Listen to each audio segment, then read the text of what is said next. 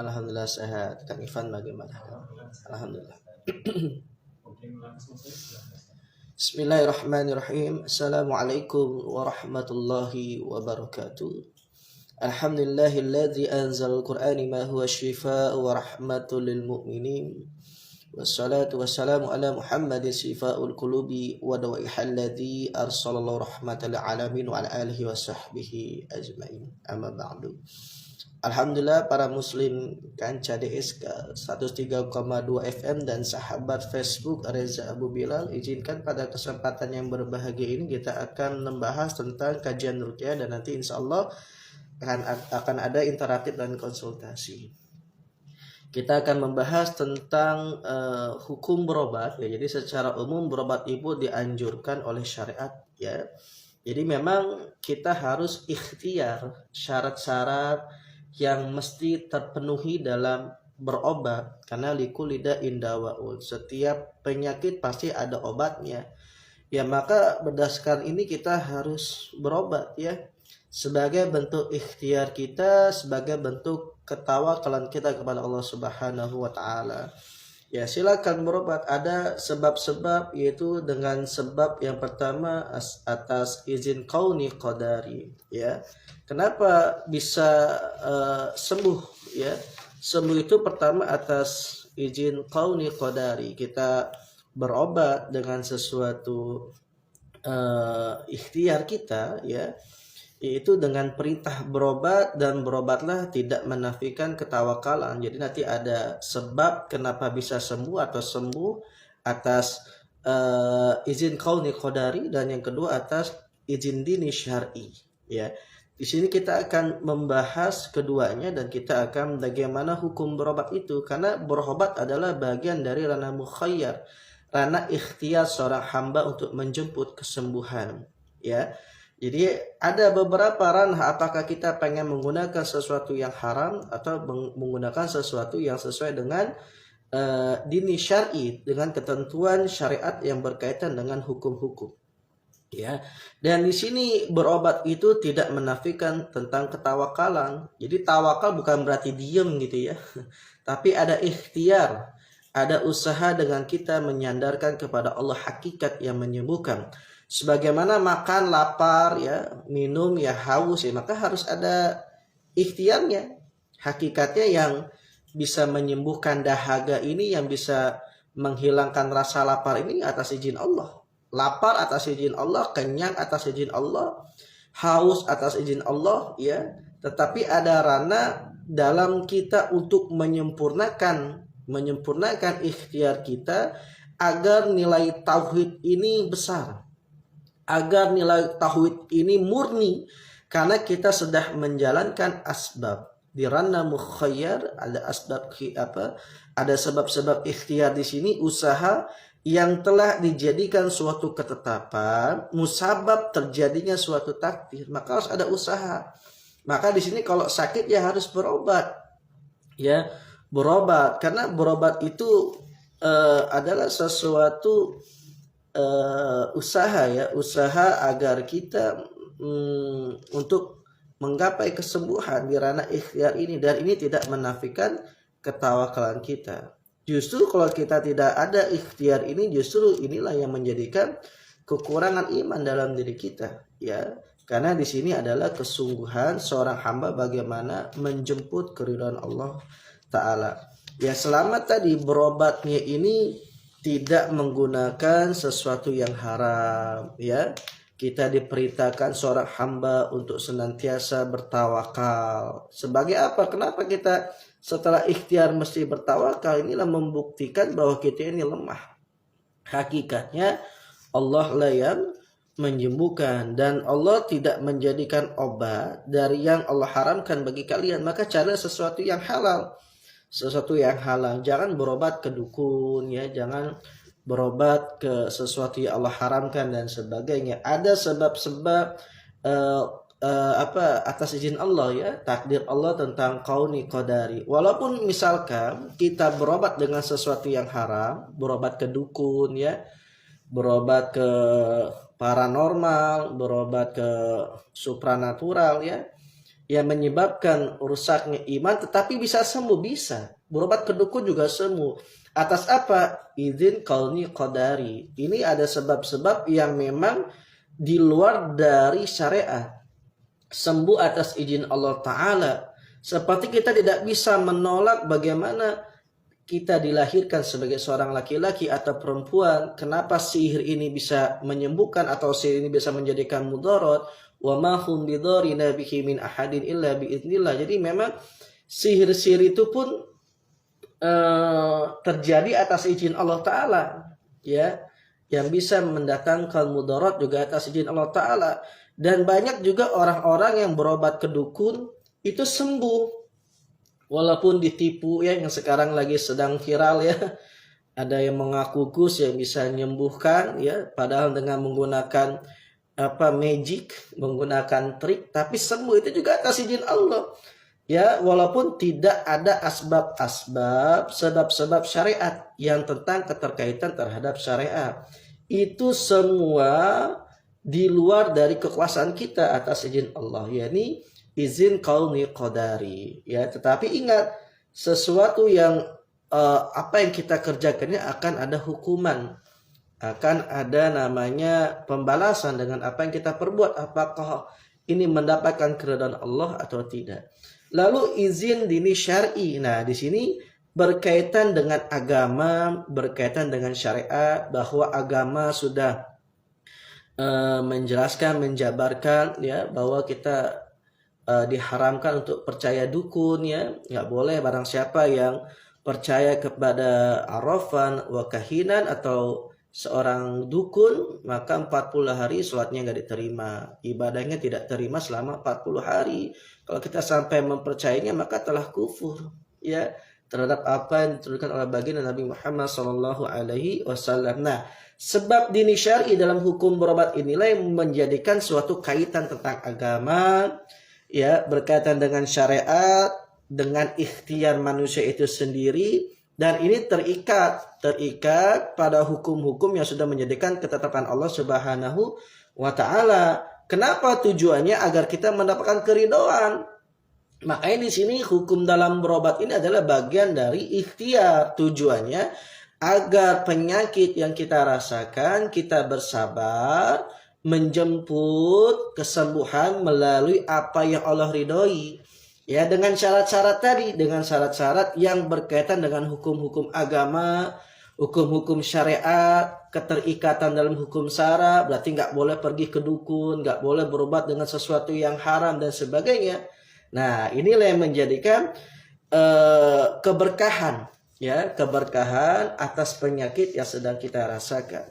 Maka apapun penyakitnya, seorang muslim hendaknya lebih berhati-hati dalam hal berobat maupun melakukan pengobatan, karena semua akan dipertanggungjawabkan di sisi Allah Subhanahu wa Ta'ala. Oleh karena itu, jadi seorang ahli pengobat pun harus mampu melihat, ya, mana zat-zat yang haram, mana zat-zat yang memang mengandung unsur kesyirikan. Ya, hati-hati juga nih, jangan sampai kita berobat malah menyebabkan kita masuk dalam kekufuran. Kalau berobat ke dukun, ya, berobat kepada sesuatu yang Allah haramkan, hati-hati. Ini kita harus bisa memperhatikan, ya, karena ada kaidah-kaidah dalam pengobatan, ya. Yang pertama itu, silakan kita berobat. Yang pertama, tidak bertentangan dengan akidah, ya, tidak bertentangan dengan iman. Ya, boleh kita berobat ke orang non muslim, ya, tetapi tadi selama tidak bertentangan dengan akidah, ya. Yang kedua, silakan berobat, hukum berobat, kaidahnya yang menjadikan sebuah ketetapan, batasan-batasan dalam berobat. Yang pertama, berobat dengan sesuatu hal yang tidak bertentangan dengan akidah. Yang kedua, berobat dengan sesuatu hal, ya, yang tidak boleh menggunakan unsur atau zat atau qadar sesuatu yang Allah haramkan, ya, kecuali ada keterkecualian dalam keadaan darurat, ya, seperti menggunakan obat-obatan yang mengandung unsur yang mabuk, ya, atau anestesi, itu kan nggak boleh, tapi hanya sesekali saja, Kalau misalkan dalam keadaan darurat, sebenarnya dalam TCM itu bisa mengoperasi tanpa menggunakan anestesi ya. Itu bisa dengan akupuntur, tapi kan nggak ada di rumah sakit, jarang. Itu boleh jika memang dalam keadaan darurat ya.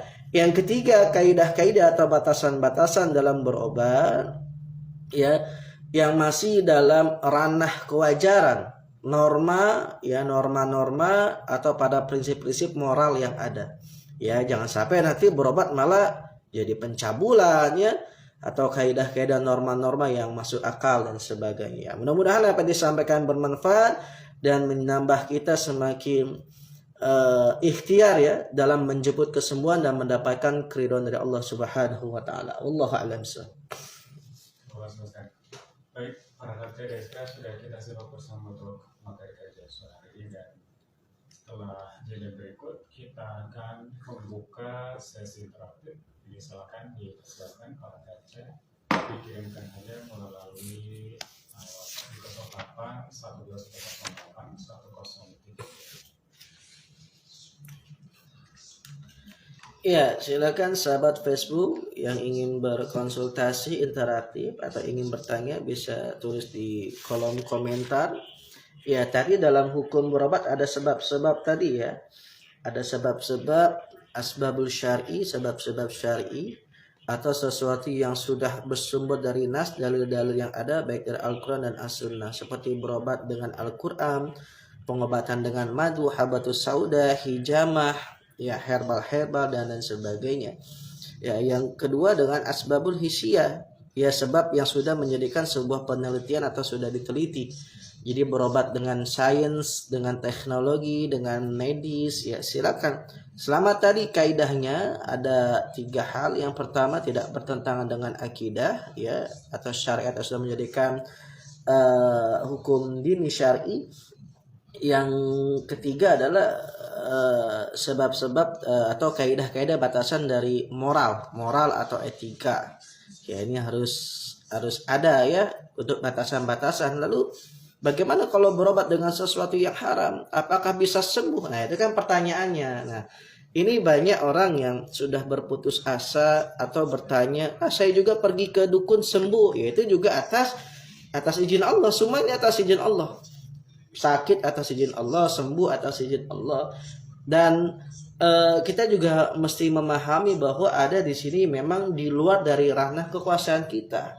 Di sini ranah-ranah yang menjadikan izin kauni qadari atas apa yang terjadi secara menyeluruh ini, ya ini semua dialami ya, yang tidak ada kaitannya dengan syariat atau di luar nggak masuk akal lah, ya nggak masuk akal. Di luar dari hukum-hukum syariat ya, misalkan berobat ke dukun sembuh ya, sama sihir pun akan berpengaruh juga bisa, sebagaimana baginda Nabi SAW atas izin Allah terkena sihir ya. Ini juga mengapa, karena ada di sini atas izin Allah ya, atas izin Allah dari kauni qadari ya, izin kauniyah ya, izin kauniyah, walaupun tidak ada sebab-sebab syariat maka juga bisa sembuh. Ya, tapi ingat, hati-hati jangan sampai ini menjadi istidraj buat kita ya. Jadi Allah mengizinkan, tetapi pada saat puncaknya nanti Allah akan menjatuhkan, bahkan serendah-rendahnya ya akan Allah jatuhkan. Dengan hal itu pula Allah akan menaikkan kita, mengangkat ya, menyembuhkan walaupun dengan sesuatu yang haram, dengan sihir, berobat ke orang pintar, atas izin Allah juga sembuh bisa. Tetapi ingat bahwa itu akan menjadi sebuah istidraj buat kita, ujian yang besar ya, teguran yang besar dari Allah Ta'ala. Hati-hati, kita mendapatkan kenikmatan, kita mendapatkan kesehatan dari sesuatu yang Allah haramkan, hati-hati, Allah pun akan menggulingkan kembali, akan membalas dengan perbuatan kita. Nah, atau dengan izin dini syar'i. Nah, ini sebab-sebab yang berkaitan dengan agama syariat dalam ikhtiar. Jadi ada sebab akibat. Ya, jadi ini akan mendapatkan keridhaan Allah Ta'ala. Tujuannya mendapatkan ridho. Kita berobat dengan ruqyah, dengan sains dan sebagainya. Ya, ini tujuannya akan mendapatkan keridhaan Allah Ta'ala. Ya, jangan sampai nanti kita berobat malah menyebabkan kita pada kekufuran, menyebabkan kita pada kemusyrikan, ya hati-hati kalau kita sampai berobat pergi ke dukun. Nah, maka sekali lagi saya mengingatkan jangan sampai kita pergi ke dukun. Ya, kalau kita pergi ke arafan atau kahinan, seorang peramal, tukang ramal atau seorang kahin, dukun, ya, dan kita mendatanginya saja, maka 40 hari ini sholat kita nggak diterima. Selama 40 hari ibadah kita akan tertolak. Atau bahkan sampai kita mengimaninya, mempercayainya, maka faqad kafara bima unzila ala Muhammad. Kita telah kufur, ya, telah ingkar berarti terhadap Al-Qur'an, terhadap Rasulullah. Kita tidak akan mendapatkan syafaat. Maka hati-hati, harus ada batasan-batasan, kaidah-kaidah, rambu-rambu dalam berobat. Karena ingat, hakikatnya sakit ini atas izin Allah, sembuh pun atas izin Allah. Karena Allah sedang menguji kita untuk meningkatkan derajat kita di Allah Ta'ala, ya, mendapatkan keberkahan, keridhaan dari penyakit yang kita rasakan. Ya, mudah-mudahan insya Allah sahabat Facebook semua yang sedang mengalami sakit, Allah berikan ketabahan, kesabaran, kekuatan, ya, dan Allah senantiasa menunjukkan kita pada taufiknya, inayahnya, hidayahnya, untuk senantiasa istiqomah terhadap syariat, istiqomah terhadap apa sesuatu yang telah Allah perintahkan. Jangan sampai sakit ini membuat kita jadi kufur, sakit ini membuat kita jadi jauh dari Allah Ta'ala. Ya, mudah-mudahan bisa menambah keimanan kita, kesabaran kita. Ya, insya Allah kita masuk aja on air. Ya, silakan sahabat Facebook yang ingin konsultasi, ingin bertanya, bisa ditulis komentar. Ya, silakan kita masuk ya on air di Radio DSK 103,2 FM.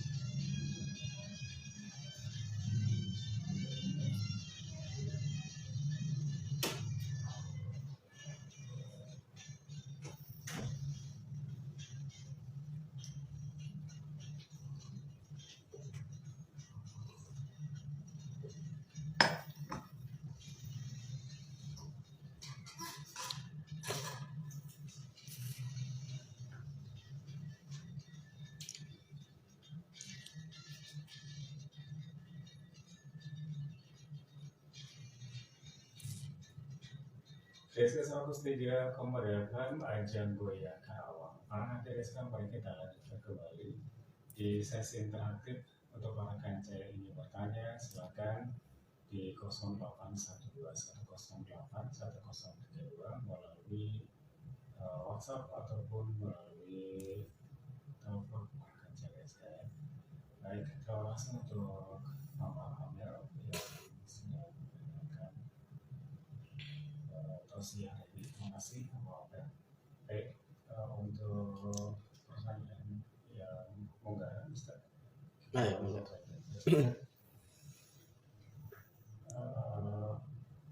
pertanyaan yang munggahan Ustaz, ciri-ciri ruqyah yang tidak syar'i itu bagaimana?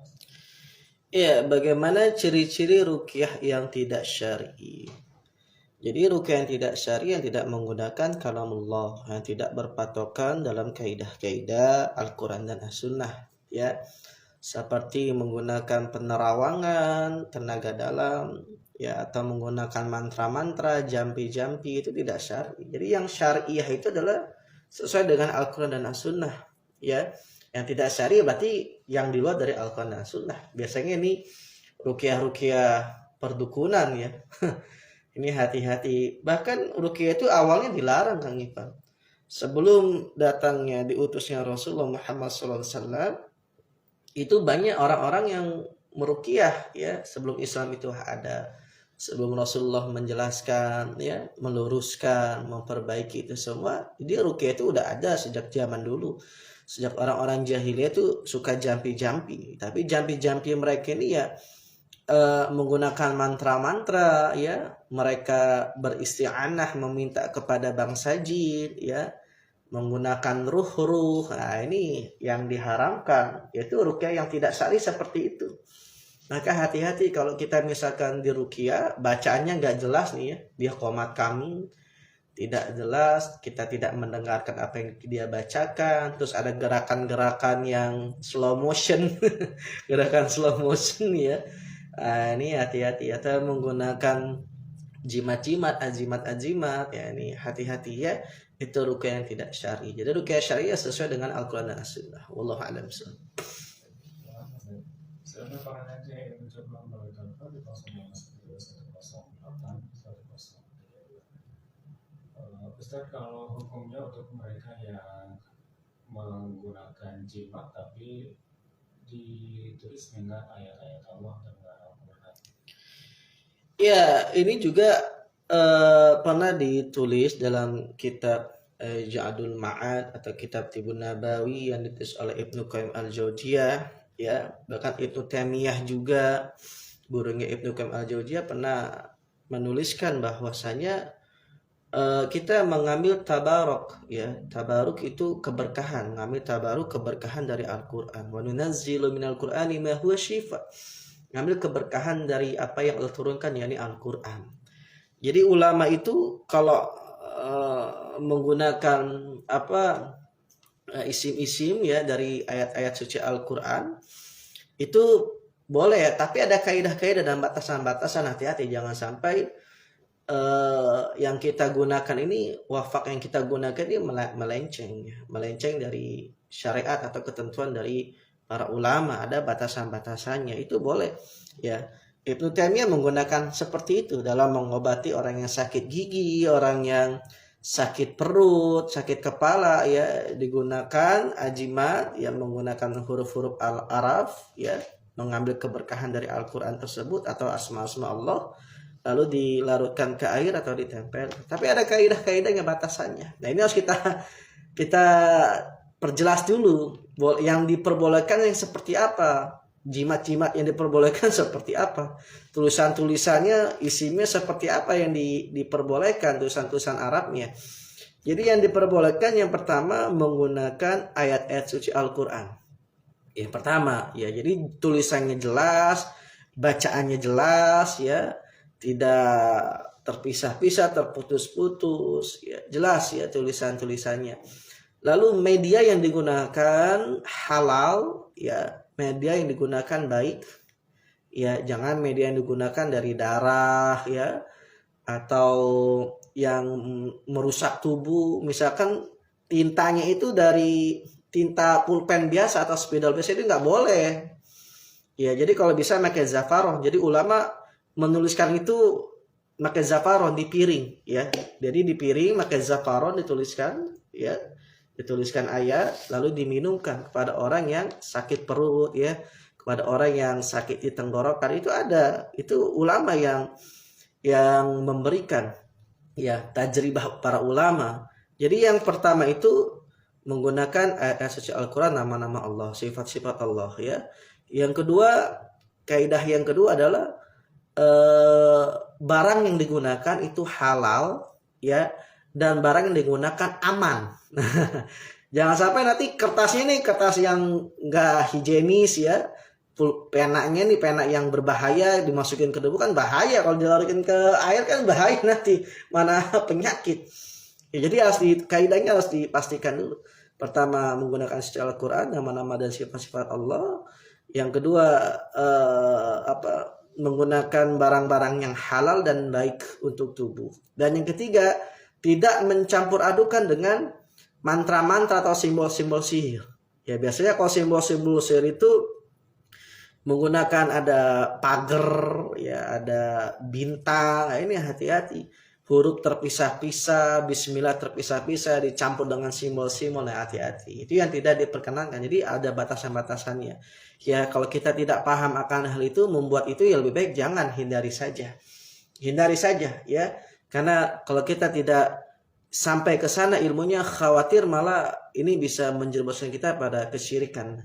Karena kita tidak bisa menjelaskan kepada pasiennya ya, digeneralisir seperti dukun nanti. Khawatirnya seperti itu. Lebih baik kita yang aman saja, yang aman, yang mudah dan bisa menjadikan syiar buat masyarakat ya.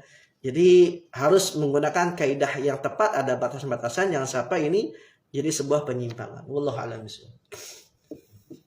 Kita lanjut ke pertanyaan berikutnya. Ustaz, bagaimana caranya untuk menemukan sumber gangguan jin? Bagaimana cara menemukan sumber gangguan jin? Pakai apa gunanya? Pakai apa? Tes pen. Ya, sumbernya adalah ini seperti diagnosa ya. Ini diagnosa. Kita nggak bisa secara general untuk apa dalam mendiagnosa penyakit, nggak bisa saya ngomong secara general. Jadi ada diagnosanya. Sumbernya apa? Apakah sumbernya karena kejiwaannya, apakah sumbernya karena kekufurannya, kesyirikannya, ya, apakah sumbernya karena maksiatnya, kelalaiannya, ya, gitu. Jadi kita nggak bisa general Kang Ivan. Sumber gangguan jinnya di mana? Saya nggak bisa menjelaskan itu karena ini setiap orang ini memiliki beda-beda. Misalkan Kang Ivan kena penyakit pilek, ya apa sumbernya? Ya mungkin karena Kang Ivan kelelahan, kan beda penyebabnya. Jadi sumber itu bisa jadikan sebuah penyebab. Kalau penyebab kita tahu ya makanya itu sumbernya. Ya, penyebabnya tahu ya itulah sumbernya. Misalkan saya kena flu karena habis telat makan ya, karena lagi cuaca seperti ini bisa aja. Ini berbeda. Maka kalau mengobati itu harus ada diagnosanya dulu biar kita mengetahui dari sumber-sumbernya. Jadi macam-macam. Ada yang sumbernya karena kesyirikannya, kekufurannya. Ada yang memang sumbernya karena kejiwaannya, sumbernya di situ karena kejiwaannya. Maka harus kita gali tuh kejiwaannya. Oh dia lagi masalah dengan suaminya. Oh dia tidak bisa belum berdamai dengan jiwanya. Oh dia masih trauma dengan masa lalunya. Atau sumbernya dari hasad dan kedengkian. Nah, oh dia lagi ada konflik dengan orang lain. Itu kan sumbernya berbeda-beda. Ya, jadi kita harus bisa mendiagnosis itu dulu. Baru kita bisa mengetahui sumbernya dari mana. Akan bisa terlacak nanti. Ini dengan diagnosa. Wallahu a'lam. Pertanyaan selanjutnya, Ustaz, bagaimana hukumnya dan bagaimana sikap kita kalau ada benda-benda gaib di rumah kita, terus bagaimana cara menghilangkan pengaruh santet? Ya, ini yang sedang viral sebenarnya di kancah sosial ya, media sosial. Jadi setiap rumah tuh ada benda pusaka. Ini gara-gara satu orang ini nih. Jadi kalau pemberian rumah harus ada benda pusakanya, walaupun itu trik gitu. Jadi nggak harus ada benda pusaka gitu. Ngapain ngebersihin dari benda-benda sihir? Ya sebenarnya dalam sihir itu bukan bendanya yang disimpankan, tetapi yang lebih banyak adalah jiwa seseorang itu yang disimpankan kepada benda. Itu yang kalau dalam metode sihir seperti itu. Ya, jadi zaman dulu itu misalkan kita menyihir orang untuk menyantet ya, menyihir orang menggunakan media burung. Ya kita maki-maki burung tersebut. Kita rusak burung tersebut, kita bikin sakit, lalu kita dengan jiwa yang luar biasa, kebencian yang luar biasa, ya kita kirim si fulan itu kepada burung. Nanti burung itu terbang kan kesakitan ya karena udah dilukai ya sama si pelaku sihir ini. Ya nanti jiwanya itu masuk ke dalam ini. Ini banyak Kang Ivan kalau kita ini yang murni sihir ya, yang murni sihir karena jarang tukang-tukang ahli nyantet ini udah jarang sekarang. Kebanyakan yang ahli santet ini udah pada sepuh. Yang sekarang mah itu pada trik-trik sulap kebanyakan ya, trik-trik sulap. Jadi dukun abal-abal gitu loh. Kalau dukun yang benar-benar dukun ini jarang kita temukan. Karena dia tidak mau diekspos, dia tidak mau bikin konten. Kalau di konten-konten itu dukun settingan, itu dukun entertain semua. Ya, jadi Yang benar-benar sihir itu mereka itu menanamkan jiwa seseorang itu terhadap buhulnya. Itu yang diikat, bukan berarti ikatannya itu ada pada dalam buku di benda tersebut, tapi jiwanya yang dimasukkan ke dalam benda tersebut. Bisa disimpan di tempat-tempat yang tersembunyi. Ya, ini pernah ada pengalaman saya meruqyah. Jadi memang buhul sihirnya ini tertanam di suatu tempat yang jauh dari rumahnya. Emang di sesuatu tempat yang tersembunyi, Kang Ivan.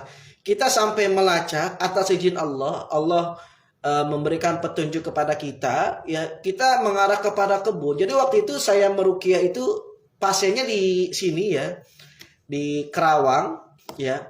Pasiennya di Kerawang, buhul sihirnya ada di Jawa, di kampung. Ini kan jauh. Pada saat di kampung susah Kang Ivan kita nyarinya. Ya, buhulnya itu ada di kebun dekat kandang ayam. Ini kan susah memang untuk menemukan benda-benda sihir itu.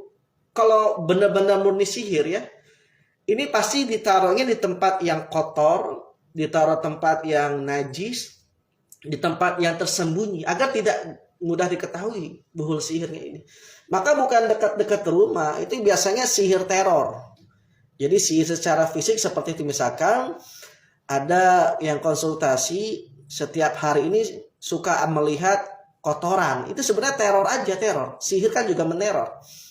Ya, atau tanah kuburan dilemparkan, dipercikin kembang, itu teror aja sebenarnya. Yang membuat psikologis orang itu jadi terganggu. Jadi kalau benar-benar itu buhul sihir, itu akan terikat di sesuatu tempat yang sulit ditemukan. Dan ini juga terjadi pada saat baginda Nabi Muhammad SAW terkena sihir. Jadi buhul sihir ini ada di sumur Zarwan. Sumur yang di dalamnya ini, dalam kan, sumur kan dalam ya Kang Ivan. Tersembunyi, jadi nggak kayak di viral-viral kok dapat buhul sihir di wastafel. Ini kan lagi viral di medsos, di wastafel, di dapur, di keprek-keprek, dipukul-pukul keluar keris. Ini bohong. Atau di atas genteng, padahal dia yang lempar. Ini settingan semua. Jadi pengalaman pribadi saya itu kalau menemukan buhul sihir ini jauh dari rumah biasanya, dan tersembunyi, susah menemukannya kalau Allah tidak memberikan petunjuk kepada kita memohon berdoa. Jadi cara menemukan buhul sihir ini dengan kita berdoa bersungguh-sungguh pada Allah, sebagaimana Rasulullah Muhammad SAW ini berdoa. Akhirnya melalui ru'ya, mimpi, Allah menurunkan ilham pada baginda Muhammad SAW, akhirnya menurut sahabat untuk menyarikan buhul itu. Ya, jadi Rasulullah aja buhul sihirnya terikat di dalam sumur. Nah, ini kan sulit ya mencarinya, melacaknya. Jadi bagaimana cara mendeteksi itu ya? Kita memohon pada Allah Ta'ala. Tidak semua dibersihkan rumah itu harus ketemu buhul sihirnya. Tidak. Ya, yang penting kita senantiasa ada atas izin Allah. Ya, atas izin Allah. Dini syar'i. Sebab-sebab agama, sebab-sebab syariat kita sudah menjalankan itu semua.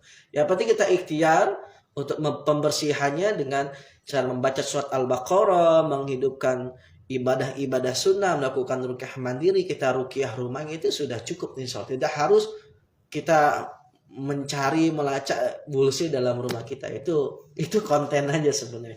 Wallahu a'lam. Sebenarnya akan saya yang mau mencoba mulai 0811 ada 08 Ustaz, bagaimana kata Pak Ustaz mengenai tenaga dalam olah pernapasan, karena saya sendiri pernah diterapi dengan tenaga dalam olah pernapasan, bahkan meditasi dibantu oleh jin karena tidak ada bacaan-bacaan yang dilafalkan hanya dengan olah pernapasan saja. Ya, kalau itu olahraga namanya. Sama, kita kan kalau olahraga pendingan tarik napas, buang lewat mulut, atau kita nikmati nafas. Kadang gini Kang Ivan pernah gak dalam satu hari ini aja Kang Ivan menikmati nafas? Pernah gak Kang Ivan menikmati nafas yang Allah berikan, nikmat nafas ini? Pernah gak? Gak pernah kan? Jadi gini cara menikmati nafas, Kang Ivan bersyukur pada Allah Ta'ala, nikmatin, kita hayati, tarik, buang, itu akan relax. Jadi sebenarnya penyakit kenapa sulit sembuh? Karena goncangnya kejiwaan kita. Dengan kita mengatur nafas, ritme nafas dengan rasa syukur pada Allah Ta'ala, maka akan rileks kan Ivan. Nah, termasuk dalam ruqyah, ya, termasuk dalam ruqyah. Ruqyah itu kan menenangkan. Ya, pada saat dia dibacakan ayat suci Al-Quran, dia kan khusyuk. Saya bilang, ibu bapak dengarkan dengan khusyuk. Kadang saya menyuruh pasien saya itu untuk memejamkan mata. Tujuan biar dia menyimak, mendengarkan, merasakan. Dan dia secara tidak langsung nafasnya itu jadi bagus. Itu membuat dia itu rileks sebenarnya. Kalau dia sudah rileks, tenang, itu jadi cepat. Antibodinya tuh jadi cepat naik, imunnya naik. Itulah, jadi kalau pernafasan ya dengan sesuai hanya fisik ya, itu boleh-boleh saja, itu olahraga namanya, sah-sah. Tapi kalau kita olah nafas yang sudah digabungin dengan puasa yang tidak disunahkan ya, atau wirid-wirid yang bid'ah yang tidak sesuai dengan tuntunan Nabi, ya ini hati-hati ya.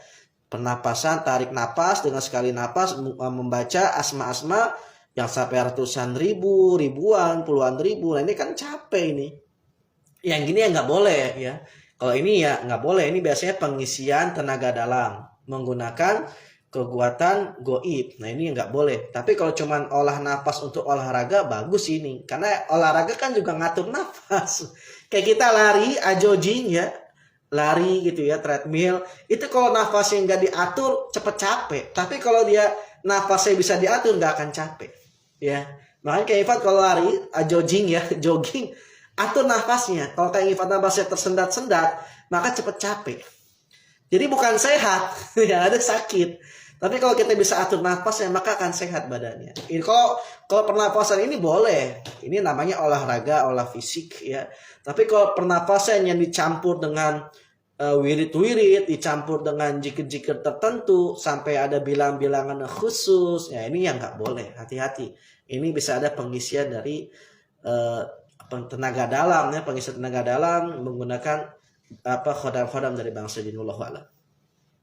Ini saya jawab pertanyaan dari Facebook ya, dari Hiroyoshi. Assalamualaikum Ustadz. Waalaikumsalam. Apakah melihat jin itu dibenarkan? Ya sekarang siapa yang bisa melihat jin kecuali atas izin Allah Ta'ala? Jadi Allah tidak memperkenankan sesuatu yang goib itu. Ya tidak Allah nampakkan kecuali Rasul yang Allah utus. Dan dalam surat Al-A'raf pun ya, jadi setan-setan itu bisa melihat kita dari arah yang tidak bisa kita lihat. Itu sudah jelas.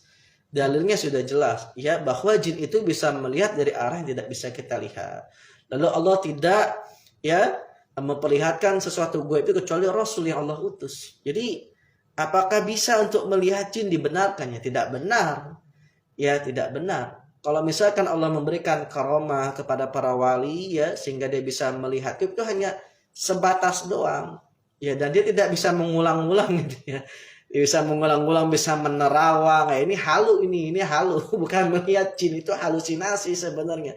Halusinasi, karena kita tidak bisa melihat jin.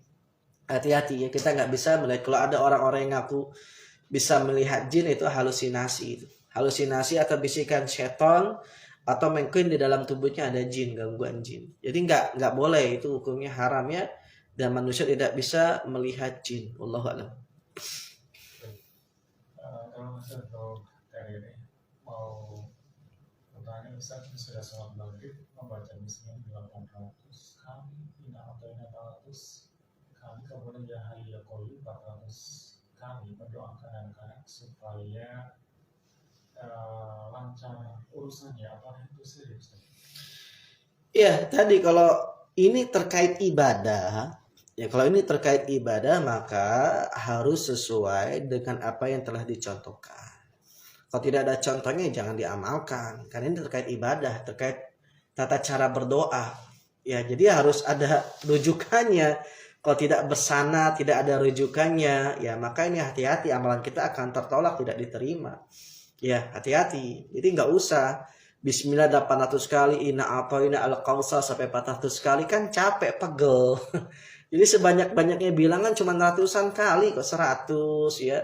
Ini ada sunahnya, ada sanatnya, ada dalilnya. Tapi kalau tidak ada dalilnya, karena kalau sekali lagi, kalau kita terkait ibadah, karena berdoa kan terkait ibadah ya. Tadi kan mendoakan anak ya, menuntukkan anaknya biar soleh, anaknya nurut. Maka harus merujuk kepada Al-Quran dan As-Sunnah. Jangan kita membuat aturan-aturan baru dalam perkara ibadah. Ingat, perkara ibadah ini nggak boleh. Tapi kalau perkara muamalah boleh, silakan. Ya, perkara muamalah seperti pengobatan, ya, seperti dalam muamalah jual beli, sama ada kaidah-kaidahnya, ini boleh. Tapi kalau perkara ibadah, perkara doa, maka harus merujuk kepada Al-Quran dan As-Sunnah. Ya, merujuk kepada para ulama. Kalau tidak ada sanadnya, ya tidak jelas perawinya, tidak ada dalilnya, maka akan tertolak amalannya. Hati-hati, lebih baik tidak usah diamalkan itu. Ya, karena saya baru tahu, itu baru dengar. Atau ini berlebihan, innahu la yuhibbul mu'tadin. Jadi Allah tidak suka orang yang melampaui batas, ini berlebihan ini. Jadi nggak boleh ya. Itu lebih baik nggak usah itu amalannya. Lebih baik kita doakan yang sebagaimana Rasulullah aja mendoakan. Ya, u'idzuka bi kalimatillah kita min kulli syaitani wa hamma wa min kulli aini lama. Itu doanya.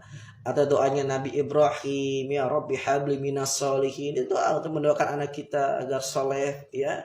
Kita bisa usap-usap ubun-ubunnya, dadanya. Itu kita bisa doa-doa atau surat Al-Fajr, ya. Itu kita bisa mendoakan, ya, untuk melapangkan dada, al-insyirah kita doakan di dadanya biar lapang dadanya dan sebagainya. Itu ada, ya, dan itu tidak berlebih-lebihan. Tapi kalau tadi kan terlalu berlebihan karena masuk dalam ranah berdoa. Kalau masuk ranah berdoa berarti ranah ibadah, karena ibadah nggak boleh. Tapi kalau ranahnya ranah di luar ibadah itu boleh. Wallahu a'lam. Terima kasih untuk Kang Romis di Pasir Malang ya.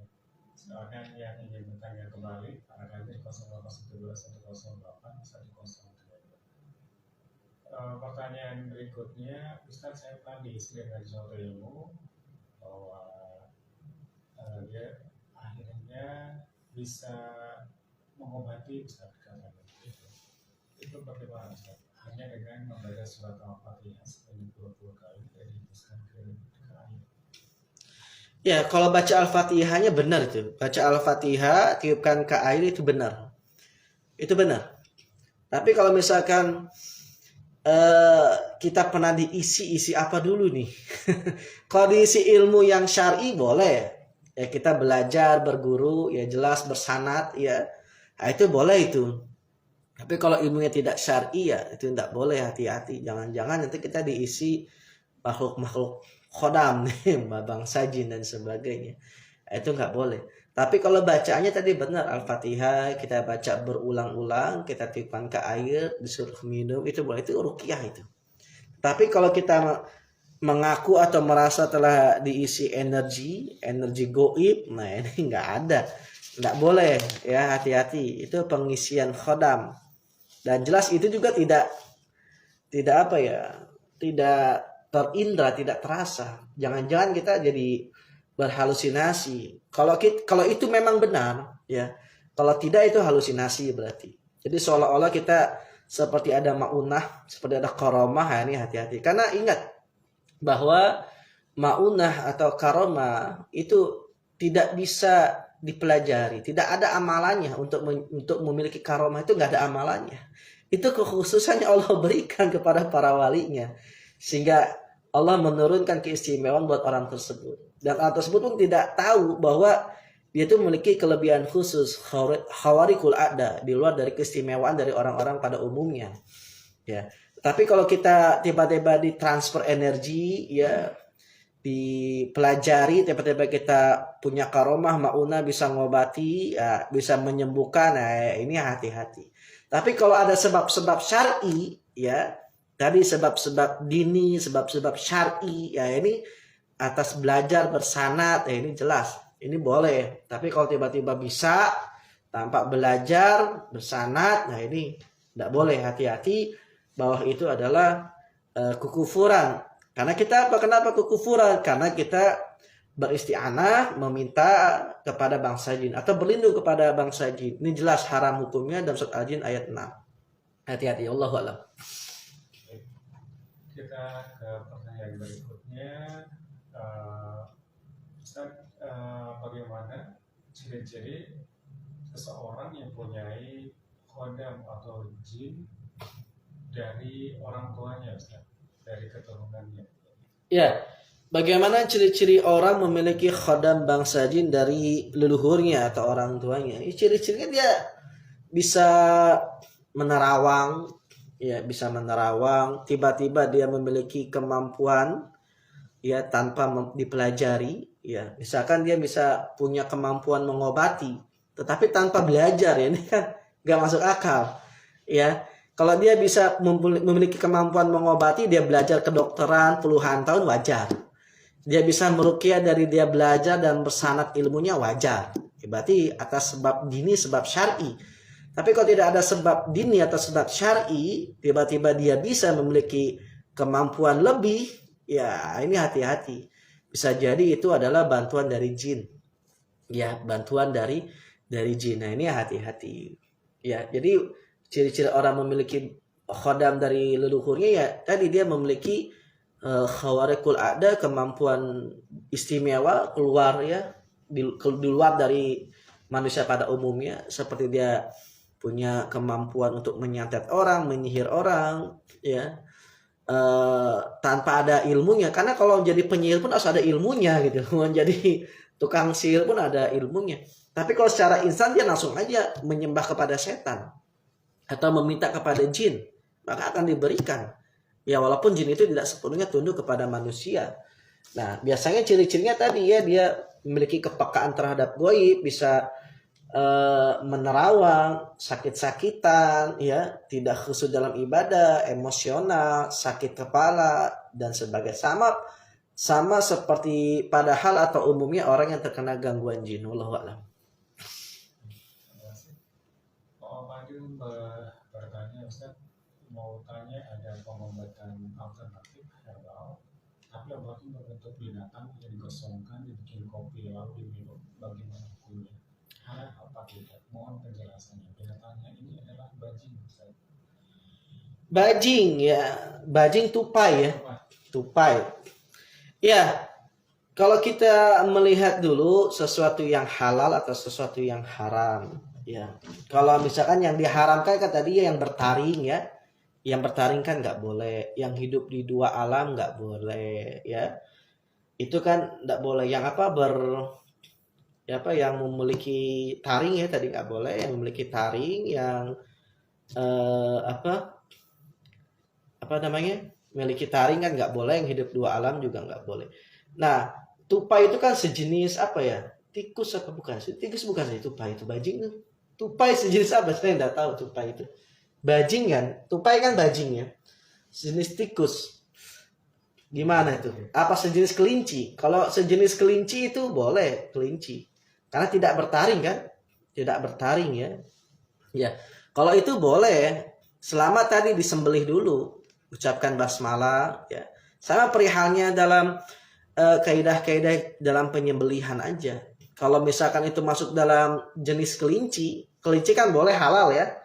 Berarti kalau bajing atau tupai seperti sejenis kelinci itu kan halal, dagingnya halal, boleh kita makan. Mamalia ya, mamalia ya, mamalia bukan? Ya mamalia. Iya, bajing kok nggak salah mamalia. Mohon maaf kalau saya salah ya.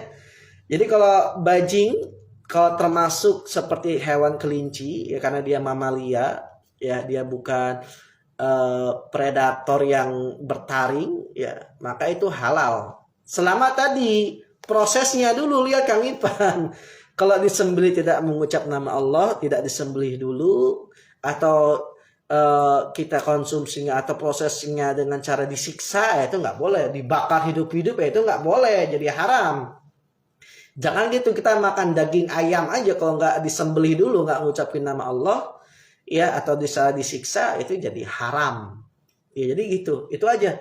Mau dibakar, mau kayak disate, itu boleh-boleh sah-sah aja selama proses penyembelihannya itu sesuai dengan syariat. Ya boleh. Setahu saya kayaknya bajing halal karena sejenis kelinci ya. Kalau salah silakan tinggal dikoreksi aja. Allah a'lam.